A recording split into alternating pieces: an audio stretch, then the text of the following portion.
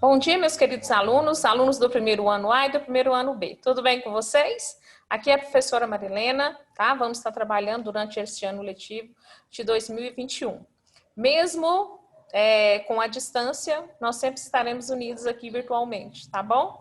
Fica aqui então meu carinho especial a todos vocês. Vamos à nossa primeira aula de hoje. Vocês viram que o conteúdo é extenso, né? Grande, mas eu vou dar uma resumida aqui. Depois, qualquer dúvida que vocês tiverem, vocês podem estar me perguntando no grupo de dúvidas. Ok, meninos? Então, vamos lá. Nosso conteúdo, primeiramente, nós vamos estar falando de literatura. O que é literatura, Marilena? Que palavra é essa? De onde veio? O que significa isso? Literatura é a arte de criar e recriar a realidade.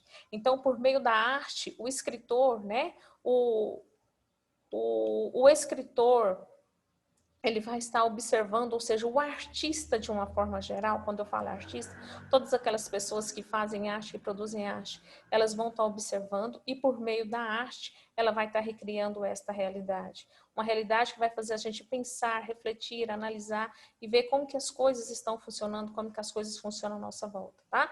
É como se a literatura ela tivesse a função, o papel de despertar em nós a curiosidade, a reflexão, né? Seja ela por meio de poemas, seja por meio de uma música, de uma dança, de uma escultura, de uma pintura e assim por diante. Então a literatura ela vem despertar isso em nós. É a magia, né, que vai fazer a gente acordar, tirar esses óculos de lentes cor-de-rosa para a gente poder ver a realidade de uma forma diferente. Tudo bem? Então vamos lá. E a gente vai falar também um pouquinho de literatura de cordel. A literatura de cordel é uma literatura produzida não em livros, mas em folhetos, folhetins, e que são penduradas, por isso que recebe esse nome, literatura de cordel. Depois, nas próximas aulas, a gente vai estar aprofundando melhor. Eu quero fazer alguns vídeos para vocês e estar enviando para que vocês possam, então, realmente aprender de verdade essa literatura de cordel.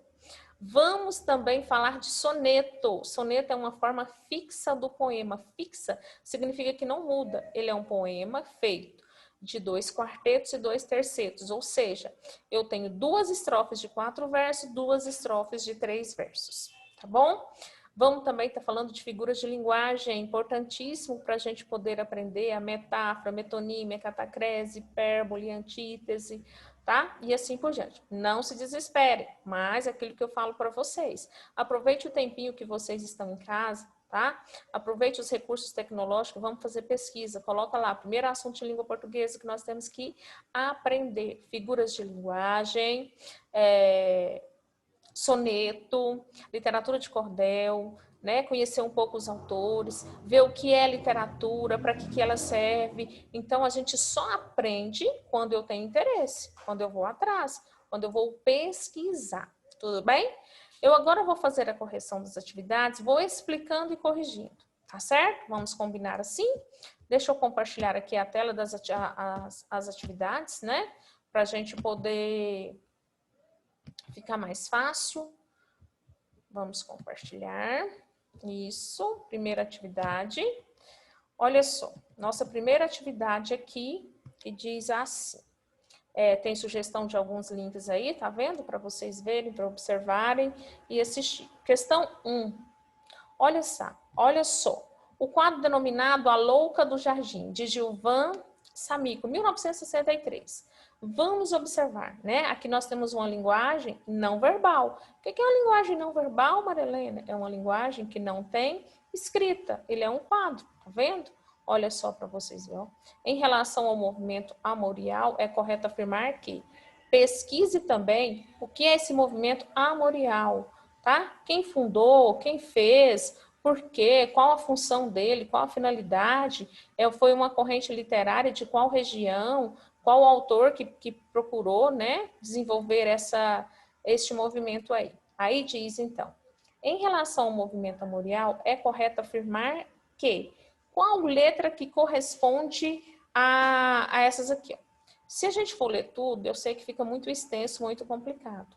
Então, olha só, em relação ao movimento amorial, é correto afirmar que apresenta em seu repertório distintas formas de manifestações estéticas, como a música, a xilogravura. O que é xilogravura, hein? O cordel, a tapeçaria, entre outros. Xilogravura é a arte de criar, de esculpir, né, obras em madeiras. Tá? Então, a gente vê aqui, ó, Claramente que dá para a gente perceber, mesmo sendo uma imagem, dá para a gente poder estar percebendo isso daí. Então, a número 1, a letra correta é a letra C, ok? Vamos para a número 2. Cordel resiste à tecnologia gráfica. Então, aquilo que eu falei para vocês, mesmo com toda essa tecnologia, ainda é característico da nossa literatura de cordel. Tá vendo? Fazerem folhetos, folhetins.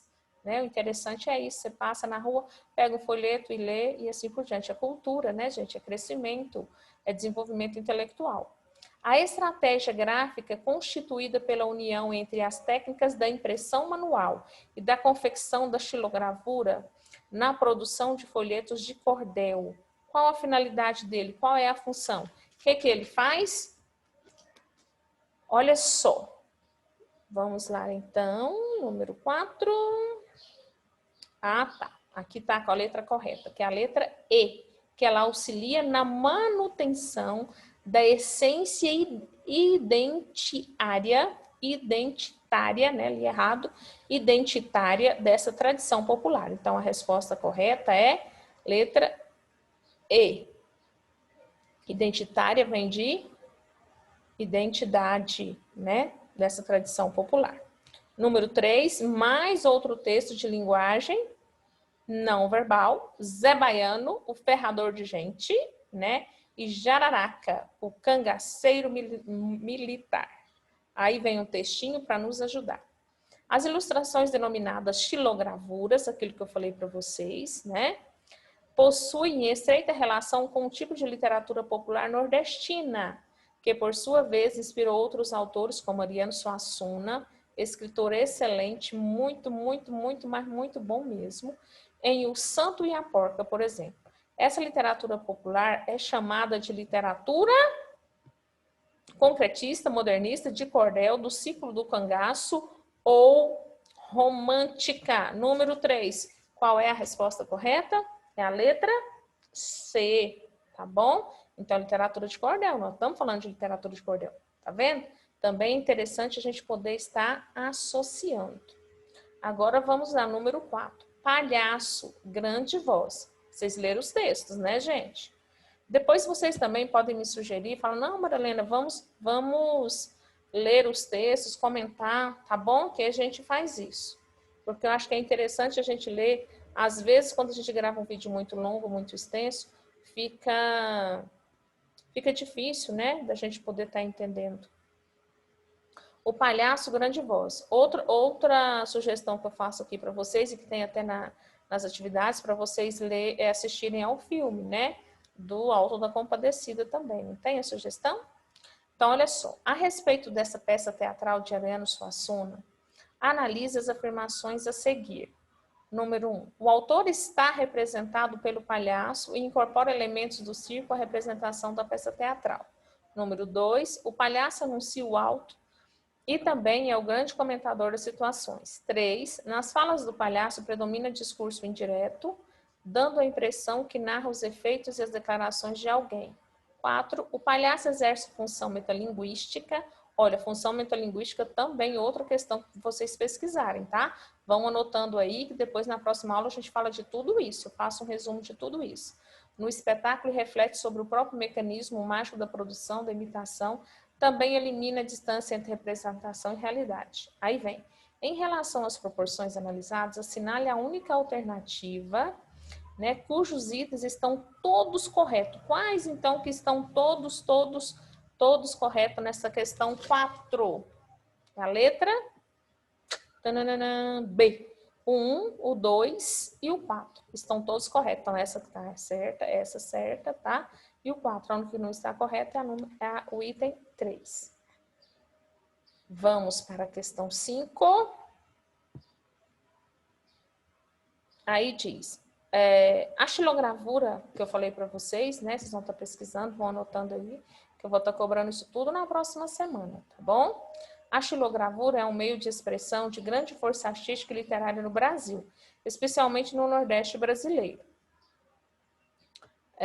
Onde os artistas populares trabalham a madeira transformando-se em verdadeiras obras de arte, aquilo que eu falei para vocês. com total liberdade artística. Hoje já conquistaram espaço entre os diversos setores culturais do país, retratando cenas. Qual a letra correta? Aqui está o gabarito, vocês já até viram, né? Letra E, com personagens fantasiosos, beatos e cangaceiros presentes nas crenças populares do Nordeste. Ok? Então, nós terminamos a primeira parte de língua portuguesa, né? Vamos, então, para a segunda parte. Vamos lá na quinta-feira, não é isso? Então, vamos. Terça, quarta. Quinta-feira. Quarta. É quarta ou quinta nossa aula? Quinta.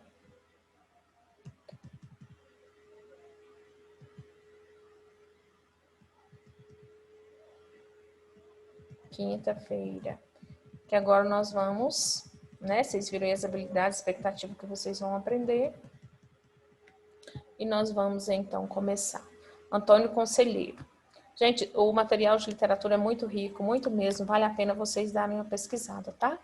Olha só, o Antônio Conselheiro. Este trecho aqui que diz assim, ó. Este cearense nasceu lá em Quixeramobim. Eu sei como ele viveu, sei como foi o seu fim. Quando em Canudos chegou, com amor organizou um ambiente comum, sem enredos nem engodos. Ali era por todos e eram todos por um. Então a história de Antônio Conselheiro está em qual obra, hein? O 15, Os Sertões, Macunaíma, qual texto que está? Quem marcou a letra B, acertou. Está em Os Sertões, de Euclides da Cunha. Correto? Número 2. Assinale a alternativa que apresenta o poema ao qual, nessa estrofe, Patativa do Assaré faz alusão. Quando ele diz, vendo a medonha opressão que vem do instinto profano, me vem à mente o que eu disser, o grande bardo baiano, o poeta dos escravos, escravos. Então, quando eu já falo de escravo, já dá para eu associar que este poema aqui, esse trecho, ele se refere ao navio negreiro, letra C, tá bom? Vamos para número 3. O cordelista por ele mesmo. O cordelista por ele mesmo. A literatura de cordel é uma criação popular, em verso, cuja linguagem privilegia tematicamente histórias de cunho regional, lendas, fatos. A respeito do uso dessas formas variantes da linguagem no Brasil, o verso do fragmento que permite reconhecer uma região brasileira é o seguinte. Vamos ver? Qual é esse verso? Na questão 3. Nas cacimbas onde passava. Então, se refere ao lugar. Então, é a letra E. Vamos para o número 4. Brasi Caboclo. Vocês vão ver que ele está trabalhando aqui uma linguagem, né? Ó, linguagem regional mesmo. O que é Brasi Caboclo? É um Brasil diferente do Brasil das capitais. É um Brasil brasileiro, sem mistura de estrangeiro. Um Brasil nacional. Aí vem. O cordel é uma manifestação artística responsável por preservar a memória cultural de um povo Nesse sentido, Brasi Caboclo busca o quê? Além de tudo, ele está buscando o quê? Afirmar a identidade, letra E, tá, pessoal? Afirmar a identidade de comunidades, afastando dos grandes centros urbanos, as quais são formadas por pessoas simples, reconhecendo que a classe dominante tenta manipulá-las. Tá certo? Dúvidas? Vamos para o último dia da nossa aula. Então, na sexta-feira, mais um fragmento, não é isso? Hoje é sexta-feira. Cadê? Vamos lá, língua portuguesa. Aqui, tá? Aqui também tem algumas sugestões, espero que vocês tenham olhado, tenham visto, tá bom? Aí vem. Número 1. Moralidade sobre o dia de quarta-feira de cinza do poema do escritor, né, Gregório de Matos. Que és terra, ó homem, e em terra has de tornar-te. Tá vendo a palavra terra? Nós vamos estar trabalhando isso aqui. Hoje te avisa Deus por sua igreja, de pó te faz o espelho em que se veja, a vil matéria de que quis formar-te. Lembra-te, Deus, que és pó, para humilhar-te, e como eu baixel, sempre fraqueja. Nos mares da vaidade, onde peleja, te põe à vista a terra onde salvar-te. Então, tendo como referência a significação do uso da linguagem figurada, explica o sentido dessas palavras destacadas. Então, nós vamos falar, ó. Tá vendo esse primeira terra aqui? Ela tá usada, tá? Ela foi usada no sentido de quê? Ela foi usada no sentido de matéria física. E essa segunda terra aqui, ela foi utilizada no sentido de igreja, salvação, tá bom? Letra B. Explica o sentido que assume no texto o termo vil. O que significa vil e peleja? Vil significa algo sem importância, tá? De pouca importância. E peleja significa luta, batalha, difícil, né? Então, ó, sem importância e batalha, luta, ok? Vamos para o número 2. Diz assim: pequei, Senhor, mas não porque hei pecado. Gregório de Matos. Esse poema dele trabalha muito com a figura de linguagem chamada antítese, tá? Olha só. No soneto, o eu lírico compara o seu interlocutor. Interlocutor é quem mesmo, na verdade, hein? Olha, locutor quem fala, interlocutor quem participa. Inter, olha o movimento, tá? Então, somos os interlocutores. No soneto, o eu lírico compara o seu interlocutor com o quê?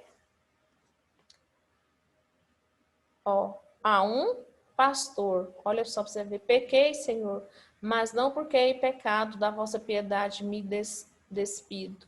Porque quanto mais tenho delinquido, vos tenho a perdoar meu empenho. Então, ele se compara, ele conversa como se fosse um pastor aqui, ó. Eu sou, Senhor, a ovelha desgarrada. Então, o interlocutor dele, com quem ele está falando, é um pastor. Letra E. Vamos para o número 3. Olha só. Descreve a vida escolástica. Olha lá. Acerca do poema, assinale a alternativa correta. Sobre o poema, ele está falando sobre, né? Sobre o quê? Questão 3.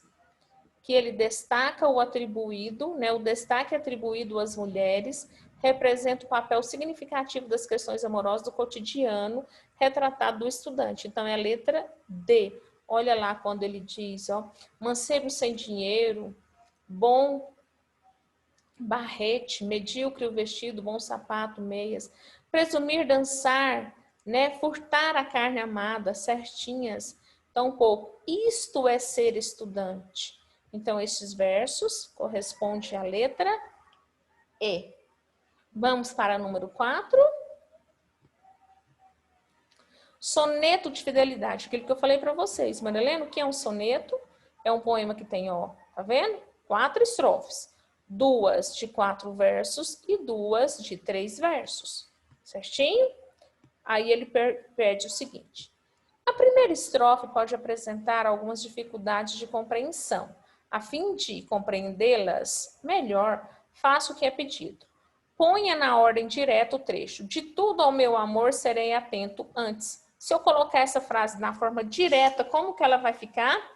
Antes de tudo, vamos lá? Antes de tudo, serei atento ao meu amor. Pronto? Então, antes de tudo, serei atento ao meu amor. Letra A. Letra B. Explica o sentido da expressão ser atento. O que significa ser atento? Significa ter cuidado, ter zelo. Letra C. Identifique a que se refere a expressão maior encanto lá no terceiro verso. Não é isso que eu estou pedindo? Vamos lá? Maior encanto lá no terceiro verso. Significa que as pessoas interessantes, pessoas atraentes. Letra D. Responda. para o eu lírico. O que é eu lírico? Eu lírico é a voz do poema, é o sentimento do poema. Então, para o eu lírico, essa voz lá do poema que está falando, tá? Esse sentimento que ele está expressando, a fidelidade supõe exclusividade ou não?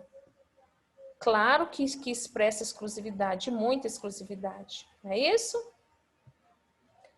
Vamos para número 5.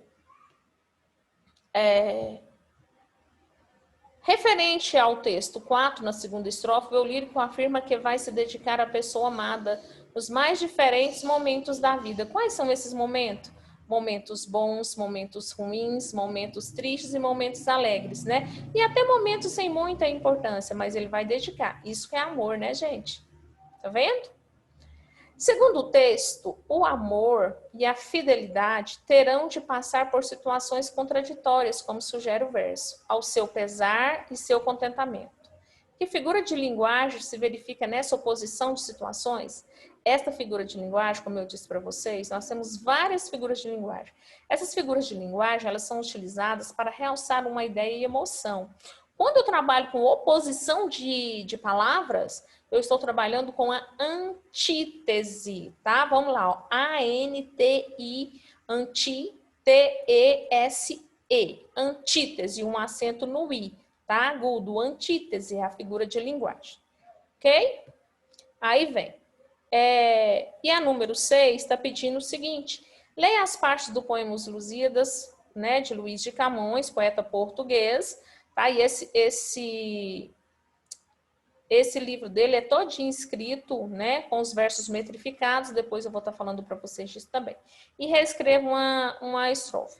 Esse número 6 aqui, tá? Vocês vão estar pesquisando, então, vão pegar lá um trecho, né, do poema de Luís de Camões, Os Lusíadas, e escrevam uma estrofe adequando para a atualidade. Não precisa de gravar o vídeo, tá bom? Só escrevam para mim. Então, você vai pegar o poema, em cima do poema você vai fazer a reescrita colocando suas ideias, tá bom? Espero que, assim, tenha dado para ajudá-los, mas eu percebi que é interessante a gente poder estar... A gente tá trabalhando mais detalhadamente, né? Eu vou nas próximas aulas, eu vou estar procurando trabalhar mais assim, devagar, eu vou estar entrando nas aulas nos dias certinho e a gente vai lendo e vai discutindo todas as aulas. Pode ser assim, né? Fica melhor. Qualquer dúvida, então, vocês podem ir lá no grupo e fazer as perguntas que eu estou disponível, tá? A ajudá-los, ok? Fica aqui, então, um grande abraço, tá? Fiquem com Deus.